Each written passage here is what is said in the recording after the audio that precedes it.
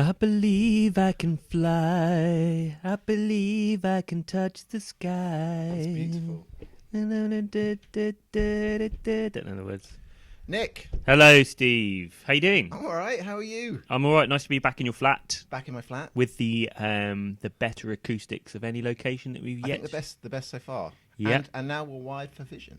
Oh my god! Yeah, We're like David Bowie. pretty much. Sound and vision. Exactly. I know. I'm definitely gonna edit a little bit of sound and vision over the top at this point. Right. Everyone look at the camera now.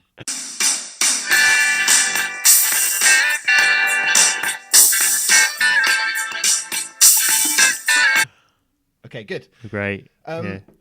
Right. I'm not sure that I like being able to. To see yourself. I don't like that generally. Although I get kind of transfixed by myself when I'm on video. Oh my god, everyone does that, right? Everyone just looks at themselves in the little tiny 1-inch version of yourself at the bottom of Skype. If I'm Skyping someone, I stare intently at my face for a long period of time. It's not very helpful. I don't like it. Yeah. But yeah. So, Nobel special. Is that what we're doing today? This is why we've got the picture. Is it? In honour of the Nobel. Well, why do we need a picture to do Nobel Because I special? just bought a camera and I want to play with it. Yeah, so I thought we'd do a special edition of the Science Shed as well as a normal one. Well, great. Do you think that's a good idea? Oh, we're doing two. I think we're doing two. Oh I think my we're going to God. put this out on top, but we can do what you like. Well, we might be using our gold. Oh God! Also- Well, let's wait. Let's get on with it, shall we?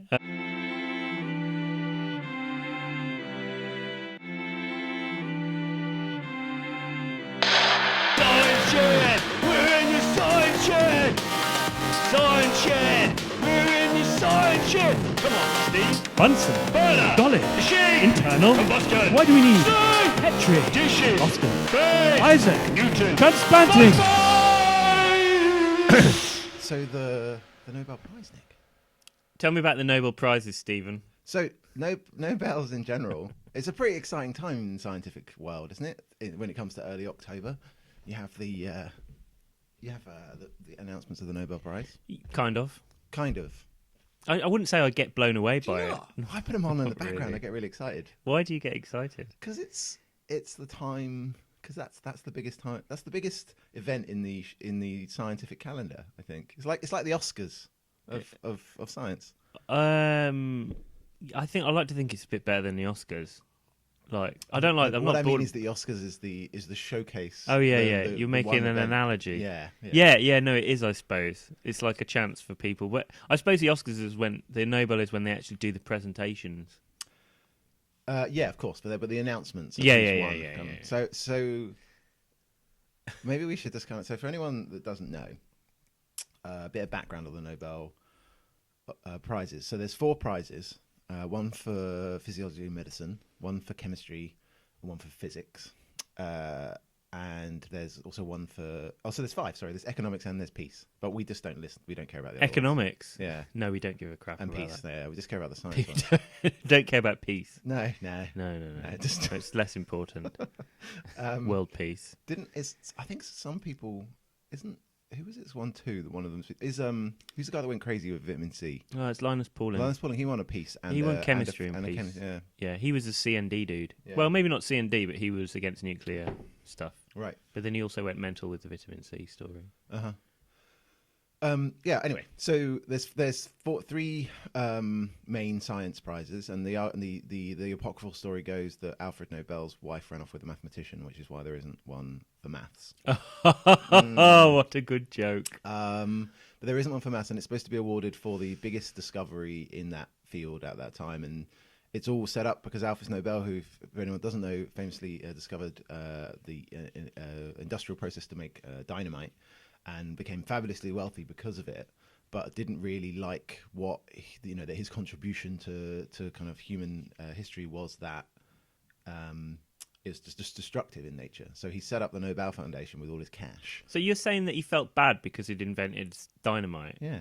He felt bad, so he thought, Yeah, well, I'm going to that's give why he something back. That's why he founded the Nobel Foundation, yeah. Oh, I didn't know that. Yeah. I thought he just was a benefactor and he didn't really have, like, No. It's because a he guilt. didn't. So you say he had a guilt complex? He didn't want to be remembered for blowing shit up. Oh, he did a good job though. 'Cause But we don't- now everyone know. But most people know that he was a dynamite dude. I don't know. Well, Maybe not. the I don't dynamite know. dude. Well, yeah. Anyway, so he left a load of cash, and now every year they announce the Nobel Prizes in those 3 areas, and they can be shared by up to 3 people. And the award is about 1 million kroner, I think, is that right? Or 700,000 kroner or something?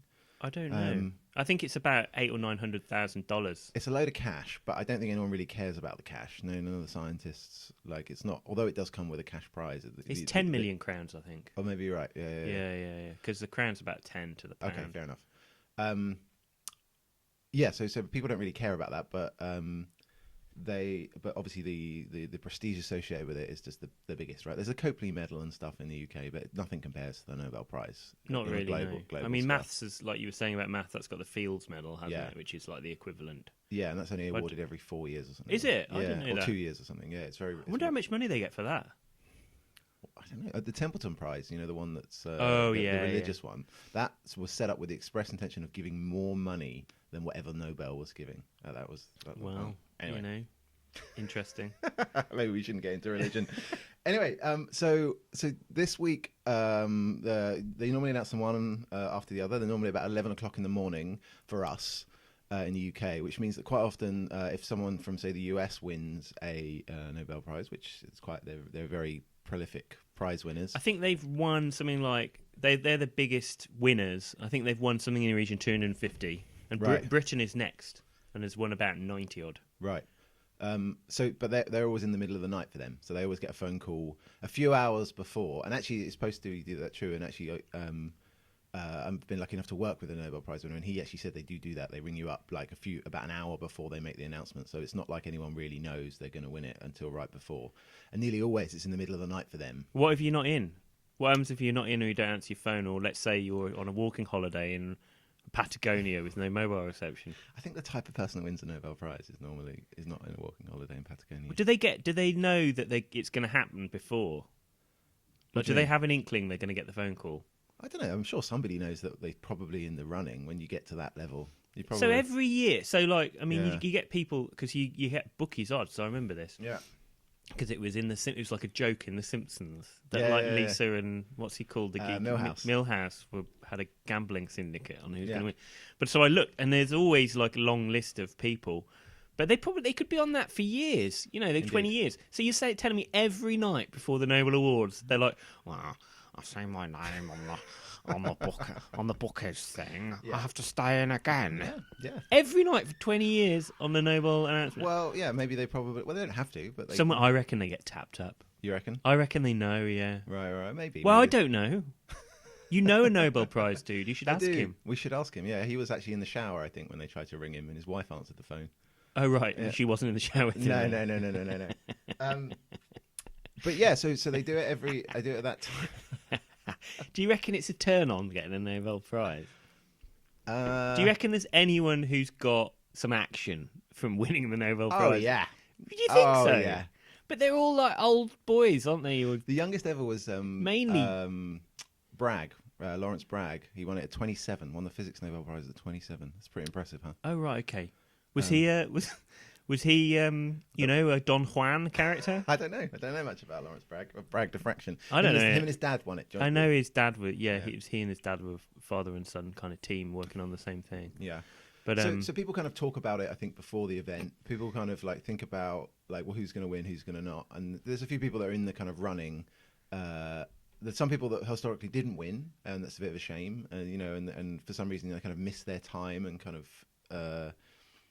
The zeitgeist moves on and they don't quite. So famously, Carl Djerassi didn't win the Nobel Prize for inventing the contraceptive pill, which I think, as far as kind of big discoveries go, it's a pretty big one, right? And that was famously missed. He sadly passed away a few years ago. But you can't win it posthumously. Exactly. Yeah. You can't win it when you're dead. I mean, that's part of the reason why the award of the Nobel Prize for the discovery of DNA was quite convenient. Rosalind Franklin popped her clogs. Exactly. Yeah. Because there were 4 of them, really. Yeah. And I think more and more now you see these joint Nobel awards because science is becoming increasingly interdisciplinary, and working with other people is a fun way to do science. And I think that's kind of reflected in the fact that you rarely get one person that has one idea and does it, really well. I mean, you can argue that the whole notion of awarding it to a maximum of 3 people is a bit silly, really. Indeed. Because there's normally, I mean, One example is the discovery of insulin, right? Right. So it was discovered by Banting and Best.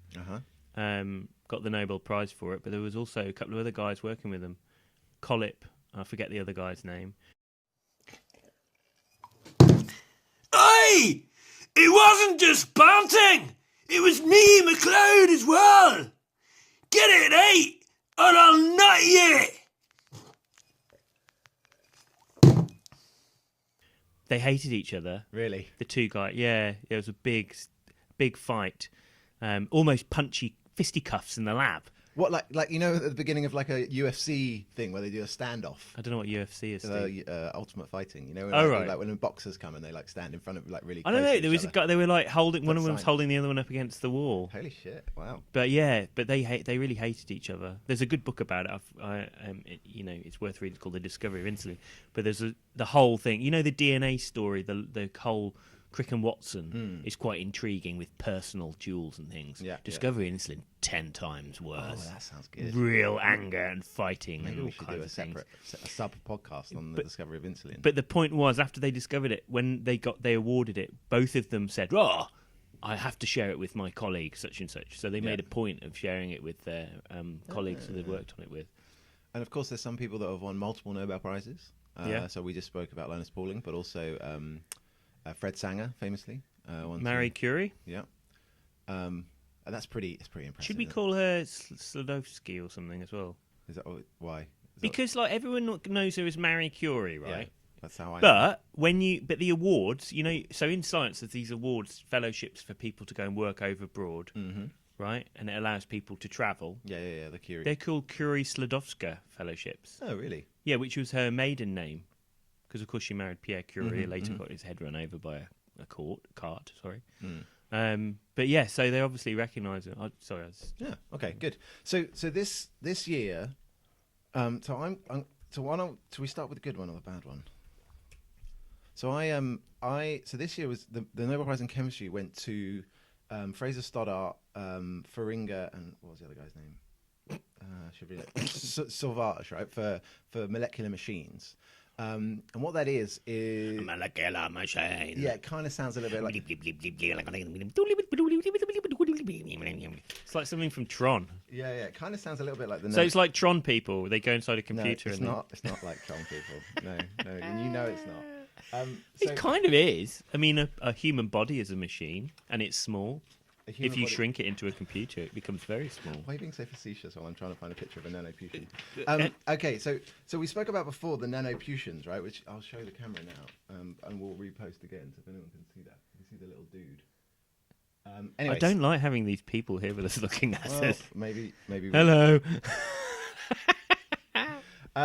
Yeah, so that is not what the Nobel Prize is about. So that was a silly paper that we spoke about before in a previous podcast about making anthropomorphized molecules, whereas this was actually using small organic. They're all kind of organic chemists, so they're interested in the chemistry of carbon, and making these large scale rings and molecular shuttles. So what you do is you take a big long rod in a molecule made out of carbon and oxygen and nitrogen, and then you can put round it a ring of a macrocycle, so a large because a macrocycle in organic chemistry is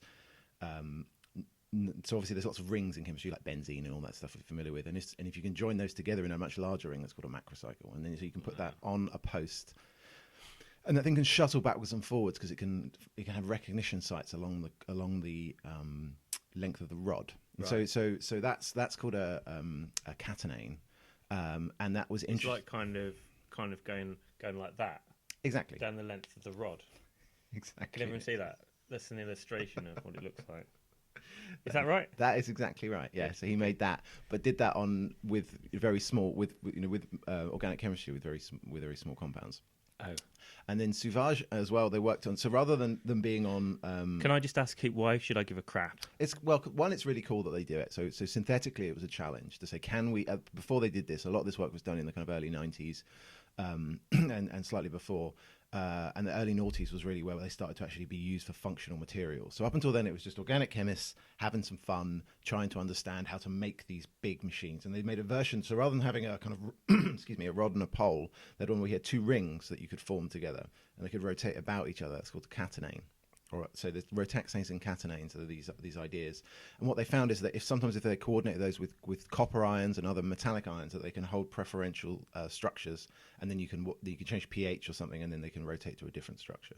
And so what they're doing is they're seeing large scale conformational change on these kind of small molecules. So it was initially very academic and still quite is, and then they realized that they could start coating these molecules on surfaces.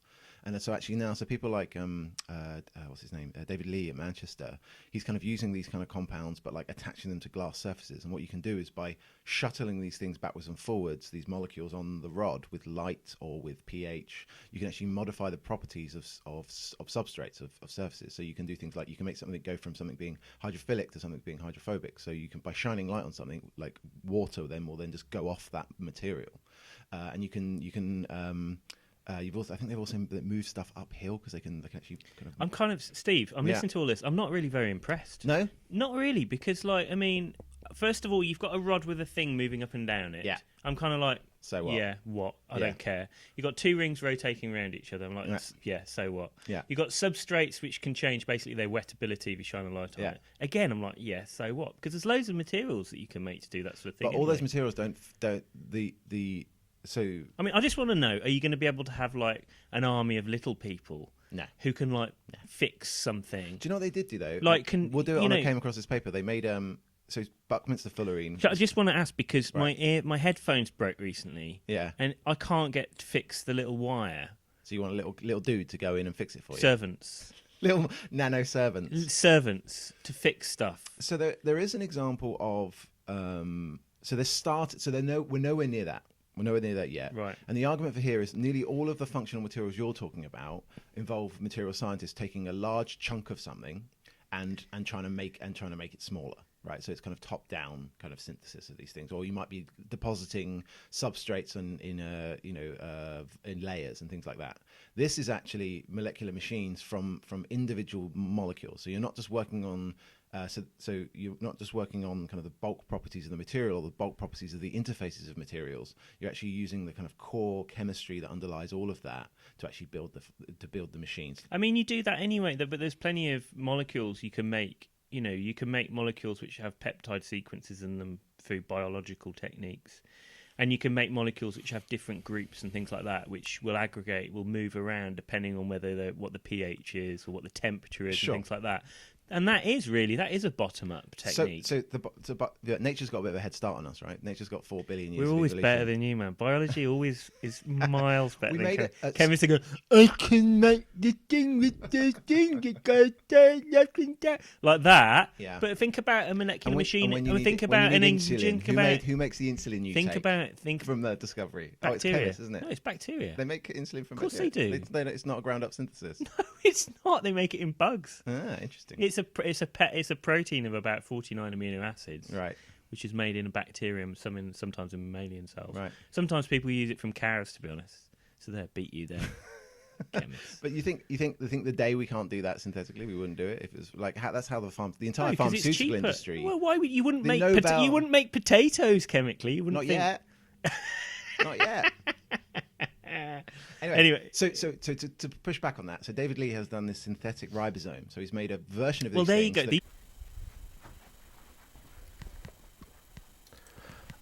Hi everyone. Got a bit of a confession to make. I messed up. I'm kind of new to this whole video editing thing. I was in the middle of making a really good point about how David Lee's lab is building kind of synthetic versions of biological machines, which is really interesting. And what they're doing is they don't quite work as well. But it's a start.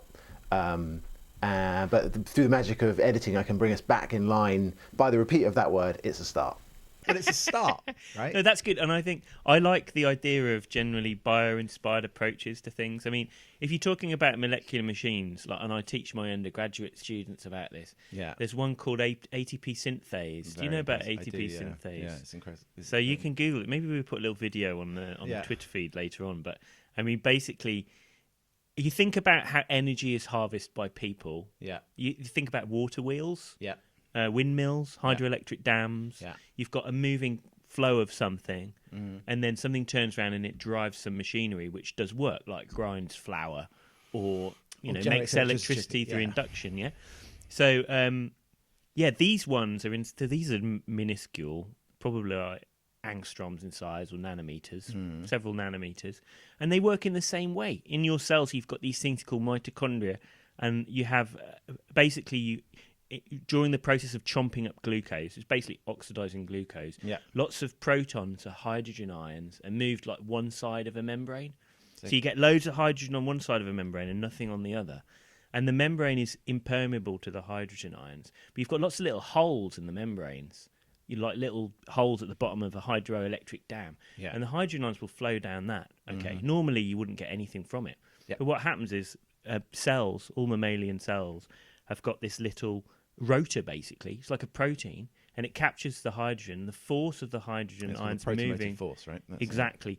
But it actually twists it round like a turbine. The whole thing turns around the same way. And when it turns round, another length of protein sticking into a bunch more proteins nudges them, like shuffles them slightly, so it clunks around. It goes bloop, bloop, bloop, and as it goes bloop, it shoves together a phosphate and something called an ADP molecule, and it makes that makes an energetic bond basically, and that's a way of storing energy. So they float around in the cell, and if the cell needs to do some work, it chomps up its ATP. But it's all based on that molecular machine, which looks like a turbine. But it would be a little bit unfair to give nature the Nobel Prize every year, because they would win, wouldn't they? Of course they would. But they've had a big head start. They've had 4 billion years. Yeah, no, absolutely. We've been doing synthetic organic chemistry for about 200. I like that kind of philosophical question as well, because with all of the designs that nature's come up with, basically the way they've been designed is because the environment has selected the ones which are good at continuing to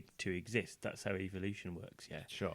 So could you do that with chemistry? Could you have an evolutionary process in synthesis? Yeah, people have been trying to do this for about 25 years and don't work. Like it's just really, basically synthesis is really hard, right? And so anybody that's tried to kind of make it combinatorial, like they do in, for instance, I don't know, protein crystallography or something like that, it just doesn't work. Like, and it's like, so what you really need is a human to sit down and think about it at the moment. And so actually what you're talking about, the ATP synthesis, I've got a book behind you on my bookshelf, which has got a picture of it in. So I'll take a picture of that and show it on there. Oh, yeah.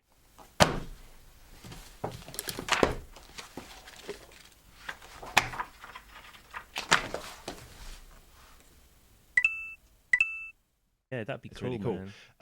So the other thing I wanted to say, so they have made slightly things that we would consider more machine-like with these kind of technologies. Like a digger. They made a car. Did they really? So these guys didn't, but it's a separate paper. Maybe we'll do a whole. Well, that's normally what happens. So in the Nobel Prizes, someone comes up, discovers something, and they learn how to make a leap forward, basically. And then generally what happens is, because it's exciting and because it's useful, lots of other people work on it. And generally the sign of someone who's won a Nobel Prize is they're working on something which probably is quite niche or no one knows about. And then subsequently it generates a whole new research field. Exactly. So that's a general technique, isn't it? So a lot of the things that you hear about, the guy who wins or the woman who wins the Nobel Prize, they haven't done a lot of the stuff which has been developed since, but they originated the idea. Yeah, they were the people that were kind of working in an area that no one really thought was very interesting, but actually it turned out to be incredibly useful. And so there was this separate paper I was saying where they've made, they used C60, which is this molecule we spoke about before. Buckyballs. That's the shape of a football. Yeah. And they use that as a kind of wheel, and then they made like a little chassis. I just wonder how would they have, with a spherical object, how would they have made an axle for it? Yeah, well, if you're an organic chemist, you can do exactly that.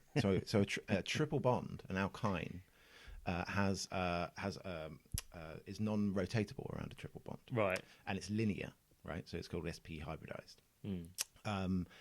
But a single bond. I don't need to know the details, by the way. Okay. Well, a single bond is, you can rotate about a single bond and is also linear. Okay. Right? So what you do is you attach your wheel, which is this sphere, this football-shaped molecule, the ball, via a single carbon-carbon bond. Then you have the axle, which is alkyne, a triple bond. And then you have like more of the chassis. You do the same on the other side. Oh, right. So it's independent suspension, kind of. That's how each one of the axles works. So I'm imagining the car. It looks like one of these kind of like Let me see if I can things. You know, those sort of things in Aliens or something. Some ridiculous sort of off-road vehicle. Yeah. With spherical wheels. No. You know, cruising across the landscape. Hold on, let me find it. Well, we can look it up later. Yeah. Well, anyway, so I'm trying to find a picture. There you go. So I'm going to show Nick a picture of a molecular. There you go. That's what it looks like. Oh yeah, no, it does. Yeah, Doesn't it yeah, look like yeah. a little car? It's like a couple of dumbbells. You know what? I wouldn't buy one of those. No. I don't think it's not as good as a Tesla. No. Yeah. So these kind of things, which are kind of more akin to what we consider a machine to be, but on the kind of atomic level, were all kind of paved the way with this year's Nobel Prize. So they've also got really pretty figures. So whenever you see a paper from these groups, the figures always look really beautiful, and they're very kind of stylistic, and I actually quite like them. It kind of means that when you come across a paper from Fraser Stoddart, you go, oh, it's a Stoddart paper, just because he always draws his diagrams in a very kind of defined way, which is quite interesting. Anyway, so they won the prize for chemistry. This is good, isn't it? Well done to them. Right. So do you want to do physics or do you want to do biology next? Well, the biology prize, I am, I don't know a great deal about this field of research. Right, which was awarded this year in autophagy. Autophagy, yeah.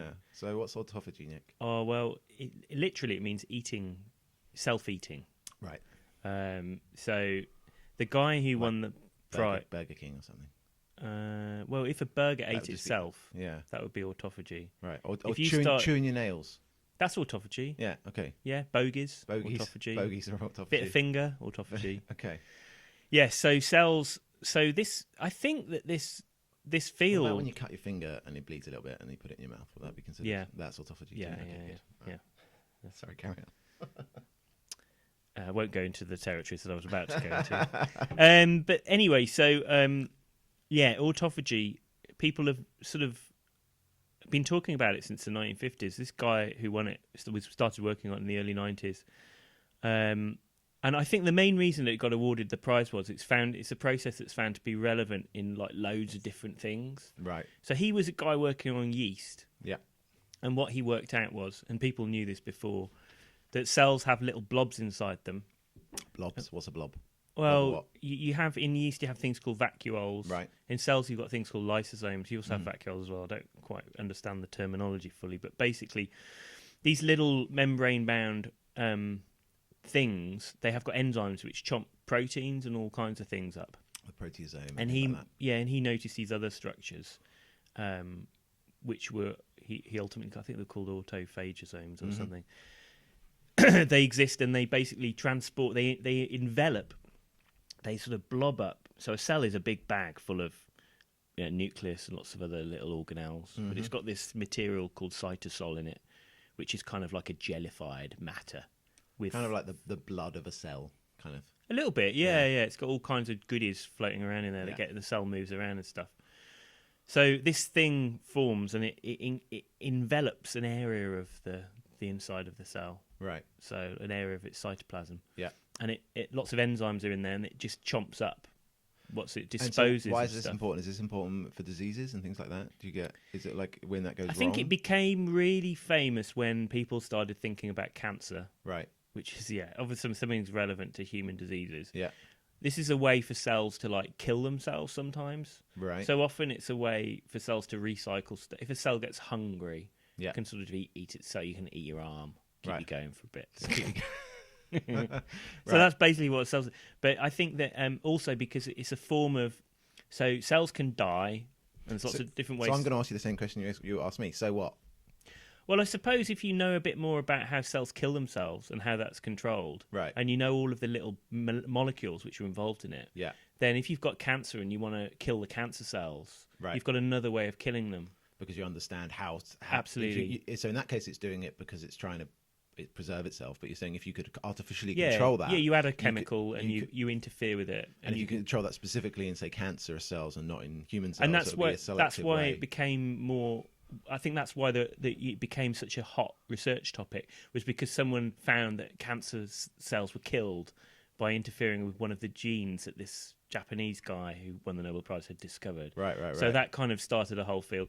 But that's one part of it. It's also this is another feature of Nobel Prizes. They have lots of, it seems to be an academic finding, but then it crosses over into loads of different fields. Neurodegeneration, right? So you know about this because you work a bit on it. We do, yeah, a little bit. So like you have proteins that are made in nerve cells, which ultimately kill the nerve cells. That's right. And usually your cell has a way of kind of processing them, getting rid of them and recycling them. that can go wrong. And that's important in neurodegeneration because your nerve cells don't replenish themselves. Exactly. So once they're dead, they're dead. If you get loads of crap building up in your cells and your autophagy is not working properly, then they build up and it kills the cell. So it's important to recycle proteins. So those are two examples of where it's become famous. So this guy, I don't know much about him. He was working in the early 90s. He's a yeast biologist. Right. He was working on yeast. Another good, this is another example, that guy, Paul Nurse, we talked about in an earlier podcast. He was a yeast biologist. So people quite often work with yeast because it's a kind of very tractable organism, and it's doesn't seem like it's very similar to us, but it shares a lot of the. So you mean easy to work with? It's easy to understand and work. Yeah. with. So there's a lot of genetic tools that work very well in yeast that have been developed, which means that we can use them as a model system for ourselves, I suppose. And I think actually what's weird is you don't really think about it, but yeast is actually much closer to us evolutionary wise than we are than it is to bacteria. So the stuff that's making your bread actually shares a lot of the same proteins and pathways that actually we do. So yeah. Self-eating.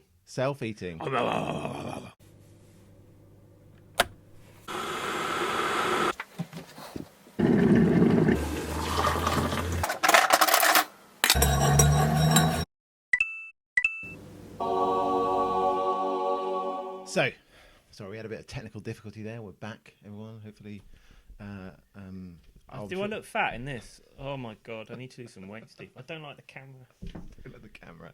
The camera adds 50 pounds. And I wear some kind of jerkin or I don't know, one of those fat suit things you just drape over your head, like a moo-moo or something. There we go. If I lean like this and put my arm in front of my tits.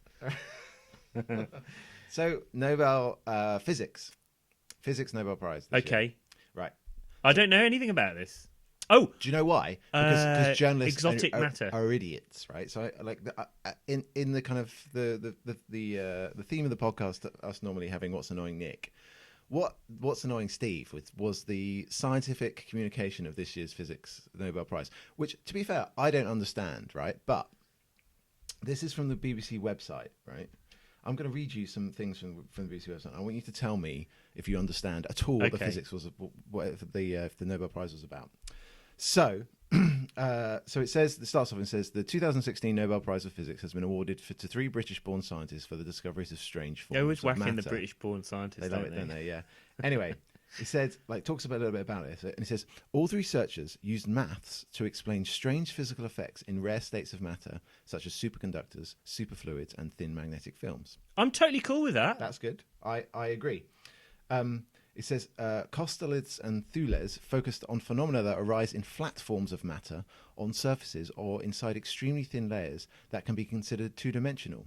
This contrasts with the 3 dimensions, brackets, length, width, and height, with which we all usually describe reality. Yeah, that's a little bit patronising.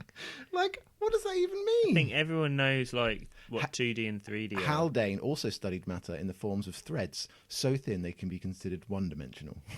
What? Yeah. It doesn't make any sense. It doesn't make any sense. Yeah, but that type of physics doesn't make any sense. But I think it's a responsibility of scientific journalists just to try and there's no way. I've read that and said I've just done some maths. That's the only bit of information I've learned. Yeah, I know. From that. And these people have won a Nobel Prize. It's the most profound discovery of physics. Here's your chance, Steve. Then do a better job than the journalists. Maybe I will. Come on. Like I said, I don't know much about it. I've got to this point. So you're and slagging them off, and you don't know anything. So angry about it. Well, why don't you read the source material? Well, we'll have to have a second Nobel version, won't we? I find that this part of science is always totally impenetrable to normal people. It's the whole business of maths. It's like, but come on, the Higgs boson or something like that was awarded. Or that's. I mean, I'm not saying that's not easy. It's easy to understand. I'm not saying it's that, but they made an effort, right? They made there's a standard model of physics, and the Higgs boson is the particle that gives. Okay, I'll explain my understanding of Higgs boson. Right, you've got lots of tiny little particles. One of them, it transfers. It sort of gives off mass or something. That's my knowledge. Okay, so I don't understand it. But the point is that you know that it's a particle that gives mass to everything, right? And so we have this. I understand nothing about that. I don't know what that means. But that's more than just saying I understand that 3 dimensions is length, width, and height. That's not a Nobel-worthy discovery, is it? I thought that they didn't have to explain what the definition of 3 dimensions was compared to. I think most people can grasp something that's got 2 dimensions with 3 dimensions. Yeah. So, and if not, you maybe should get some help. So, you know what? I was so annoyed that I didn't go any further, but I will. Let's do this again, and I'll look into it, and I'll try and explain. Maybe I'll just come back and go, it's really difficult. So basically, these guys are particle physicists, are they? No, theoreticians. So this is kind of a prize in maths, then. We're talking before about maths. Well, mathematicians would disagree. Because maths is totally esoteric when it comes... Like, if you read books about, what some of these mathematicians like Dirac did or Feynman did, you will not understand the mathematics... Of course. Of what they were doing without actually spending a lot of time. I mean, there's a famous quote, isn't there? I mean, one of the Nobel Prize winners says, well, if I could explain it in 5 minutes, it wouldn't be worthy of winning the Nobel Prize. That's Feynman. I think was that Feynman? Feynman, the guy was trying to tell him how a magnet works, and he was like, "It's like the only way I can tell you is by giving you a course in elementary physics." I think that's probably true for the thing there. But come on. If I was a journalist, I'd acknowledge it and just say it's really weird. I'd say this really level difficult. of mathematics is incomprehensible to most people without a thorough knowledge of mathematics. Yeah. But they were comparing the different physics that affects things which have 3 dimensions as opposed to 2 dimensions. It's not. I guarantee it's not. I guarantee it's not. They're just going. Isn't it weird how stuff that's really thin looks like 1 dimension? They weren't doing that. They weren't. I always get confused with these these kind of like they've got a name, origin questions or something. But like string theory, and they say, oh, there's 9 dimensions and there's strings. And they're all wrapped up. Think about it. And I'm like, well, hang on a minute. If a string's wrapped up, then it's still in 3 dimensions. It's just really small. So what the hell are you talking about? And you never understand it because you don't have a concept of that world without using maths.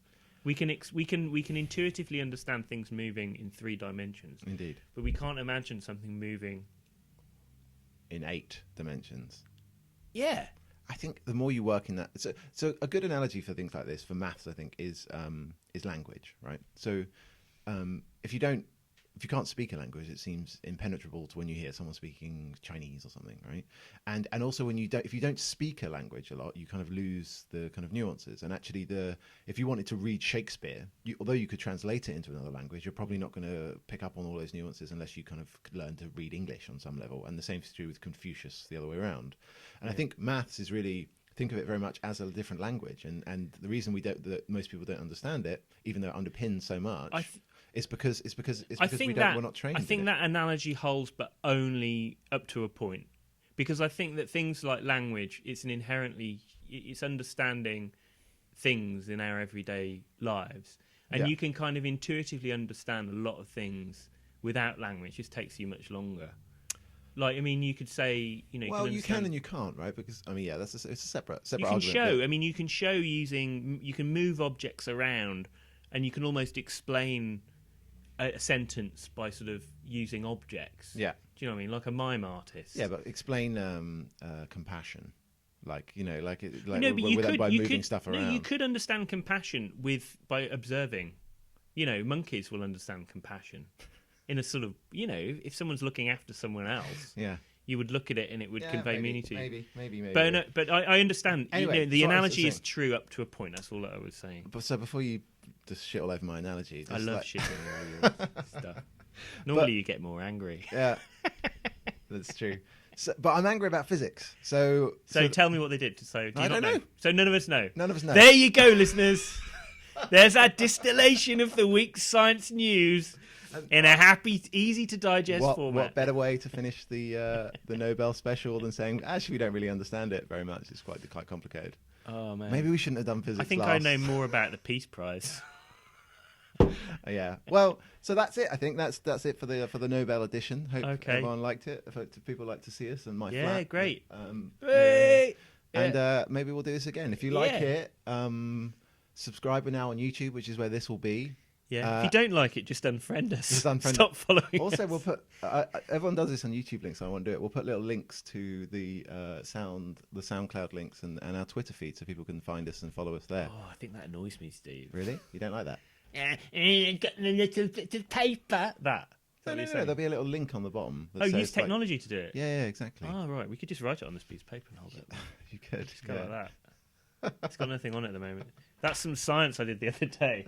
Those scrawlings were something I was trying. There you go. That's going to be a future Nobel Prize, and you saw it here first. I might have some more. Look, there's more. Look more. Look at that. Look at that. It's just really pushing back the frontiers of human knowledge. And they saw it all here first on the Science Shed. Thanks for telling me about the Nobel Prize in Physics. No problem.